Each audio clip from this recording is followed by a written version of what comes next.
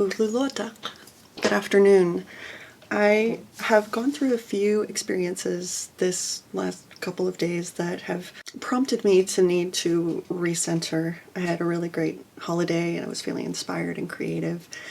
And coming back into the sphere of work, there's a lot of exposure and angst into what's going on right now in the world, and it's really heavy and jarring, I think, to my nervous system to be exposed to the sorts of projections, anticipations, evaluations of what's happening right now. And as I'm recording this, it's January 9th, 2026. So if you're watching this during that time, you're probably at least somewhat aware of what's going on.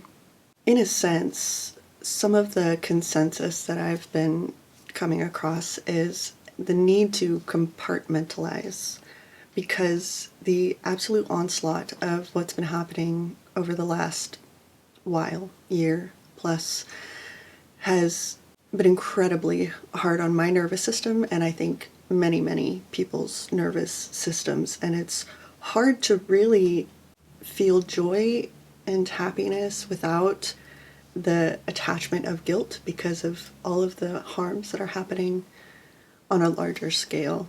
So here are my thoughts on that and my strategy for myself, but also why I think it's very important and why I'm making my best effort to prioritize simmering and sitting in my own joy, my own creativity, sort of bringing in the bubble of my awareness. And while yes, I have to, especially in regard to work, be exposed to a lot of the things that are happening, I also am trying to be intentional about letting the weight of those topics enter into my energy field.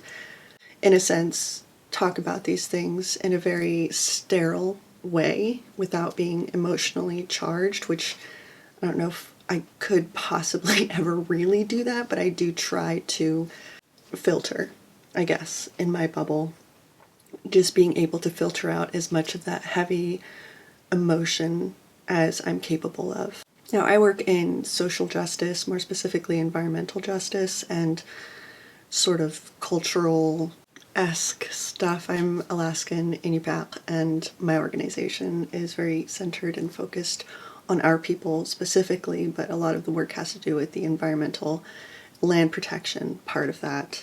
And there's so much going on. So if you're not in that world specifically within Alaska, specifically within our region, there's little chance that you're tracking the absolute onslaught of changes, attacks, and going back on promises. It's like, let us do this to your land, we'll give you this. Just kidding. And I think even our people who are pro these sorts of projects, because they bring in a lot of money for our region, are having a bit of whiplash in being just thrown under the bus and sacrificed, which historically is pretty standard. Unfortunately, that's not funny. It's, I think, a trauma laugh, maybe. So there's these different levels, layers of harms, and this really started, I believe, in for me at the end of 2023, you know, with what was happening at Gen G side. I don't know if that word would be flagged, but that was really hard for me. It was really heavy, and I spent months in this sort of heightened guilt, shame, what can I do? How could this be happening?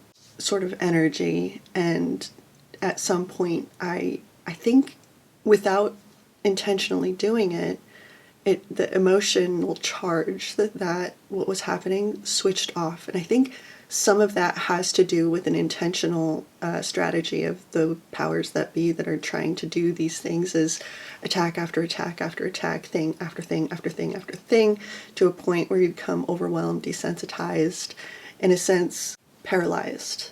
So in this long arc of what's been happening, I've really had to try and do what I can to protect myself, because there is that overwhelm, there is that burnout, there's that paralyzation that happens when it just feels like too much, that how could I make any change in any one area. But in my spirituality, I truly, truly believe, I know. So some would define it as a belief, and I'll probably stick to that language because I think the knowing can be off-putting to some. But I know that staying centered, that focus on my energy, on the joy, is where I want to, and know that I can make the most positive impact, because sitting in the guilt and in the shame and in the fear really is putting out that energy. It's putting out that vibration, that frequency, and it's not helpful in that sense, in the sort of realm of life that's not as tangible, not as measurable, I suppose, in a physical sense, rather than, I think a lot of people really put a lot of attention on what is measurable in a physical sense, what kind of policies are going out, procedures, metrics, physical metrics, versus a more spiritual, indigenous, old knowledge, sort of knowing that our energy, our fostering connections, our relationships make more of a difference, exponentially more, a lot more. That's where I'm at. And so I want to make this video about that. How can we do it? I think that I have a bit of an advantage in this realm because I am undiagnosed, but I identify as ADHD and autistic in a lot of behaviors that I exhibit and experience. So in that sense, on the sort of autistic side of things, there really is this natural ability for me to compartmentalize. And I think that can come off sometimes, and to some people, as, I'm trying to think of another term beyond two-faced. At some point, one person asked, how can we be having this conversation in this thread while completely ignoring and not talking about the other thing? And in my mind, I'm like, this is happening like literally tomorrow. We need to do the work. I don't have the emotional capacity to deal with the emotional burden that you're putting on me in this area of our life. And so I think in that situation, there was probably a perception of fakeness, probably, is how I imagine they perceived me. And that's okay. I was open to moving forward on this other thing. I just didn't have the capacity to deal with it at the time. And what other people think of me, while I can't say it doesn't bother me, I try to treat it as none of my business. So all I can do is my best. And I think that is really all anybody can do.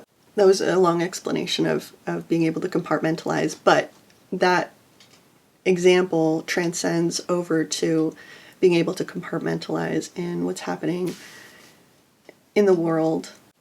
Yes, things may be crashing and burning and incredibly scary, but what I can focus on is what's happening for me right now. There was this really beautiful story. I believe it was a woman who had talked about her mother being very ill. She was in the hospital, and she was talking to her friend and said, I don't know what I would do if she died.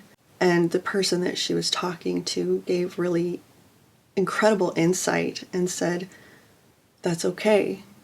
You're not that person yet. When that situation happens, then you will become the person who has to deal with it. Right now, you're the person who has somebody who's very ill, and what you can do is tend to what's happening right now.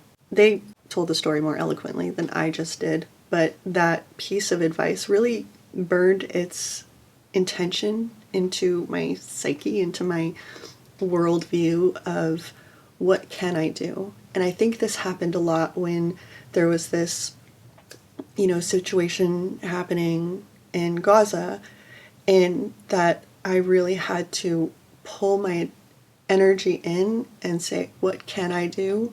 And beyond that, focus on my energy, my frequency, my vibration, and try to sow more joy and prayer, because I know that prayer, they make a big difference. And I really recognized that at some point when I had taken this course by Christy Marie Sheldon, and I was trying to manifest a new job, and me spending $100 on any sort of course that might be the only time that something like that has ever happened. And when I did that, I did get the new job. I think I got the new job within like a month. It was very quick, and I got a lot out of the course, but an unexpected benefit that I got from the course was this way of praying, or this way of sending blessings, well wishes, and good intentions for the people in my life that I loved. And I don't do it this way exactly on the regular when I pray for somebody, but her sort of visualization was to have this ball of energy.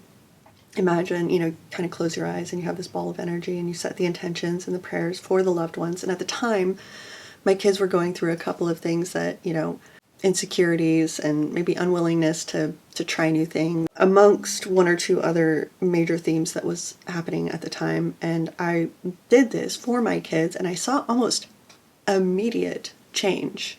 And to me, that was getting the job and seeing these positive shifts with not just my children's behavior, but our relationships, and the things that we were doing together was very, very affirming.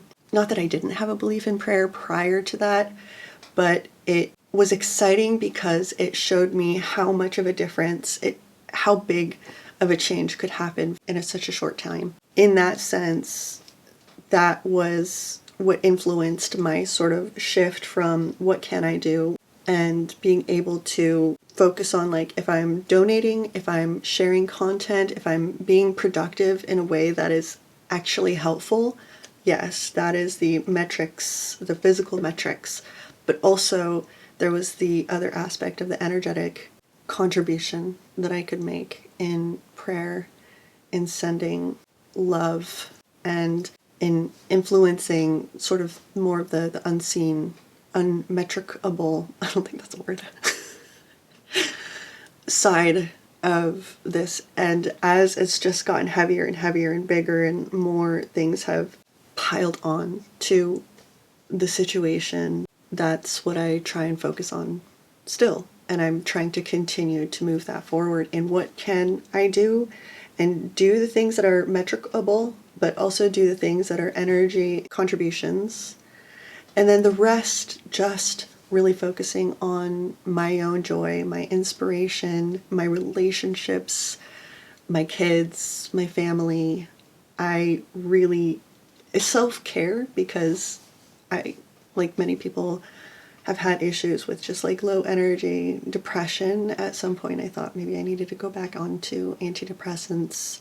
The very chaotic energy that was happening, and I think that it wasn't just me in a sense of like my own energy. I think there's a lot happening in the energetic world that was influencing my experience. I was trying to come to terms with allowing and being okay with resting, treating and viewing resting, instead of viewing it as lazy and not doing enough, and tying it to this feeling of guilt and shame. Really trying to shift, like cut that tie to guilt and shame, and shift it into a form of self-care, a form of necessary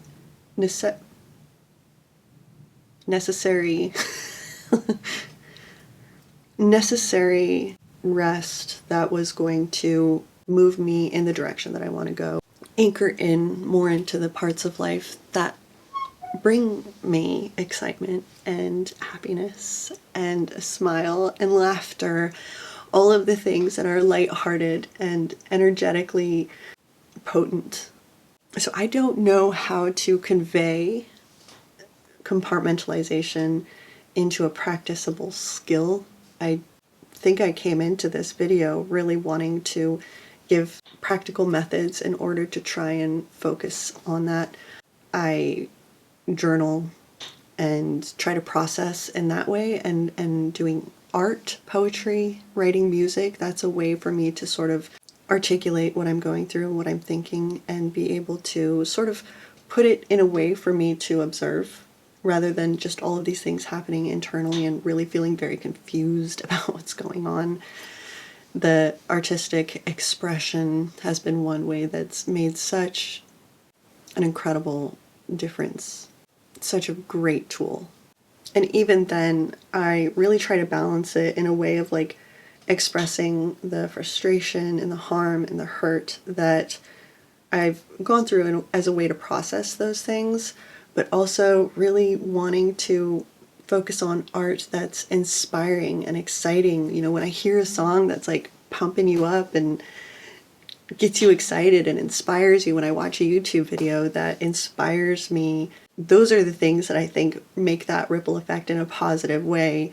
Whereas the processing of the harder feelings, I think, can be relatable and help in a way of having others hear it and recognize that we're not alone in this. So it's really a balance in that sense. Where am I going? I feel like I've gone off track. I didn't have a script. I didn't really think out this video as much as what the main point of what I wanted to convey is grounding into wanting the energy to be dominantly, our energy, my energy, to be dominantly positive, inspired, happy, exciting, the good stuff in the midst of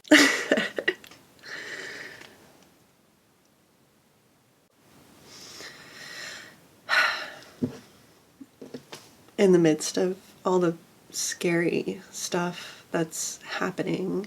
And I do think that I've done enough step-by-step work throughout the past probably decade in order to be able to create this foundation of being able to anchor in and having the skill and having built up an environment, mental, emotionally, spiritually, the environment that I'm able to continue to bring myself back to that center, to that groundedness. So if that's not something that one has the foundation around, I think that it could be really, really challenging. I do all this and I don't have any sound. That would be really unfortunate. I didn't check the sound. Check the sound. Okay, I do have sound. One of the things that really worked for me and was able to shift me in without having such a internal and mental resistance to viewing the world from a different perspective was taking on an identity or a perspective almost from a character in a video game, almost viewing my world, having to shift my perspective from the reality as I currently view it, as kind of playing a part of a cartoon character or putting myself into a sort of movie script, a movie plot that was able to, in a sense, it pulled away these constraints of my internalized belief in reality. It gave me mental freedom from those sort of beliefs because I was able to put myself into this almost imaginary scenario that could be whatever I wanted it to be and really simmer in the beliefs, in the narrative. It's hard to explain. Maybe I'll try and think of an example. Hold on. Okay, one thing that worked really well for me for a little while was playing a character of somebody who is incredibly fit, who likes to work out, who works out regularly. And when I was trying to get into my exercising more, that was something that I did regularly and it would make all of the difference. I could tell you when I'm not wanting to go and work out, when I'm not wanting to do the thing, I would say about 90% of the time, 80 to 90% of the time, if I decided to spend 30 seconds, 2 minutes on playing this character in my head, somebody who likes to work out, who works out regularly, somebody who's motivated to work out, if I played that character in my head for just a short amount of time, that made all of the difference. I would go and work out. And that was in those moments where it was like, okay, I'm off work, I'm headed to my room, I don't want to work out. This would be the time to go and work out, but I don't want to work out. but I know I want to work out in a way that's like not actively wanting to work out right now. Like in the grand scheme of things, I want to be a person who does this more regularly. I would turn on that character, and more times than not, I would end up working out because I played that character in my head for a very short amount of time, like 2 minutes or less. And that was enough to shift my energy and shift my mind. And then I would go and I would get my clothes and go to the gym. It was incredibly successful. So, in a sense of how can I tie this to compartmentalizing? Okay, maybe let's try this exercise as an example, knowing full well I haven't done this, but maybe I'll try it after. This is what I would come up with right now if I was having a really difficult time sort of letting go of what's going on in the world.